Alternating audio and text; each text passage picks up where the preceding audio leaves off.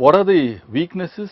There are several, and I think many of us have maybe a personal experience, but it's good for you as a professional to also consider how a typical rural kind of market or rural kind of setup differs from its urban counterpart.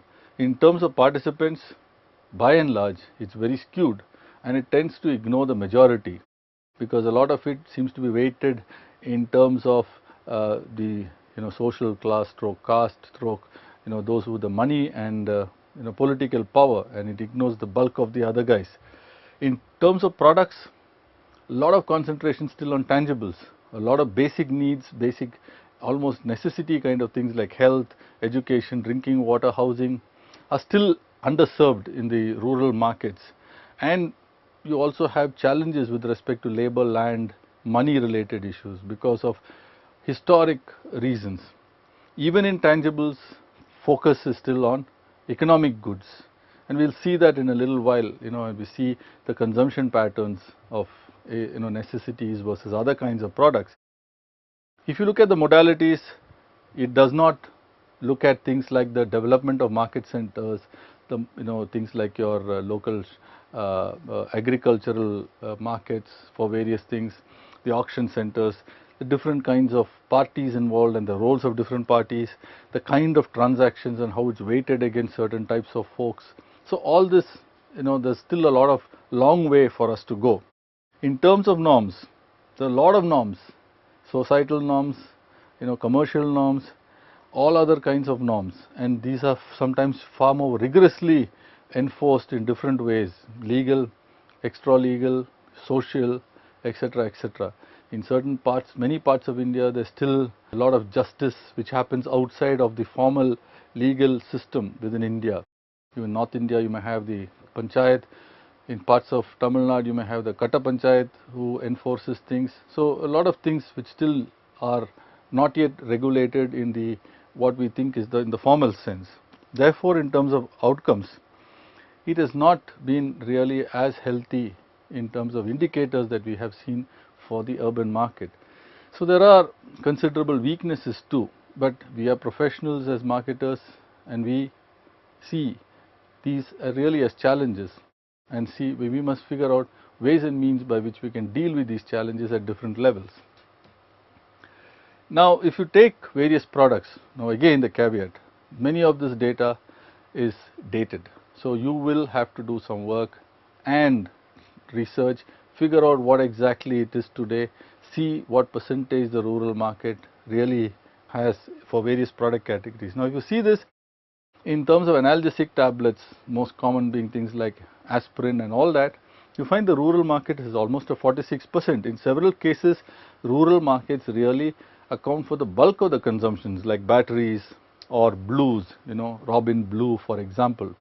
Or if you take safety razor blades, the traditional ones, salt, washing soaps and so on and so forth. So in several categories you can see today the rural market accounts for a significant portion. In certain product categories, it's obvious that they will account for bulk of it. Example, fertilizer, agrochemicals, or irrigation equipment, tractors, etc. You can virtually take it for granted that almost a vast majority of consumption will happen in the rural areas. But these are classic consumer products. And if you take the thing about India living in its villages, a lot of us may not realize that India has more than 600,000 villages, and if you look at the distribution, a large number of villages still there with less than 200 people, about 115,000 of them. Many of them, actually the bulk of them, have less than 1,000 people. If you take the top 3, it roughly is about 450,000 villages in all, about 430, 440,000 villages. So bulk of them are very small in terms of number of people. So you can imagine that it's quite a challenge for either a marketer or a social marketer or even the government to actually reach out to such small pockets which are widely, in some cases widely dispersed to. So as a marketer, one really needs to consider this. So you can see 25 and 24.3 and 17. It really is about 60 to 63% of the villages are less than 1,000 people. So you can understand there are significant challenges. But equally, if you look at it, there is a bunch of villages with a lot more people, and therefore what many marketers tend to do is to look at those which are a little larger, more, or in clusters which are more prosperous, and then move on to other places from there, operate hub and spoke models and things like that. Now, this is what I was talking about a little while earlier, that if you look at the consumption patterns, bulk, the rural markets actually are doing pretty well in things which are necessity products. They almost match urban consumption in terms of penetration of usage. So, you have urban at close to about 90%, so too the rural markets just a notch below. But in the case of emerging products, where the urban markets are already at 40, rural is barely about 23-25%.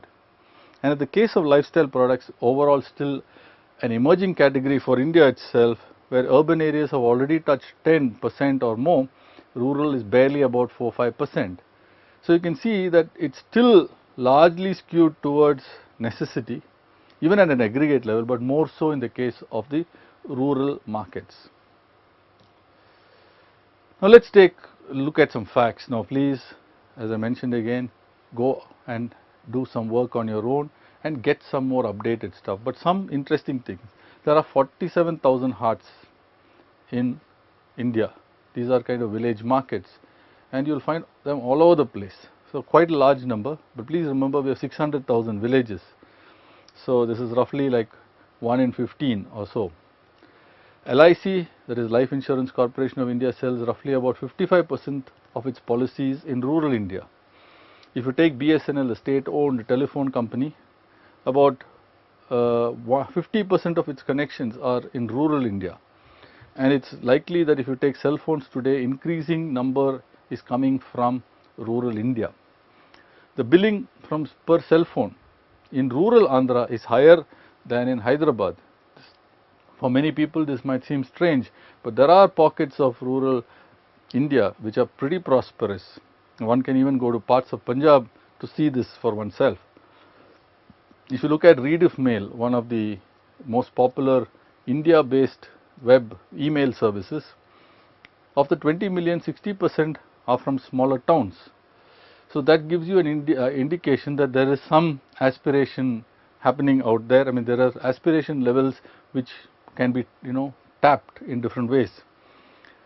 Many of them who have transacted on Redef online for e-commerce, about 50% are from small towns, and the number of Kisan credit cards exceeds those issued in urban India. So you can see that there is a lot of opportunity, and quite a few marketers have tried to capitalize on this opportunity in different ways. So therefore, when you look at rural marketing, it's time for us to kind of redefine what is the domain of rural marketing. So let's look at it this way. One, you have a rural seller. When you have a seller, the seller can be either rural or urban. Similarly, you can have a buyer who can be rural or urban. So imagine if it's a rural seller and it's a rural buyer, basically it's intra-rural.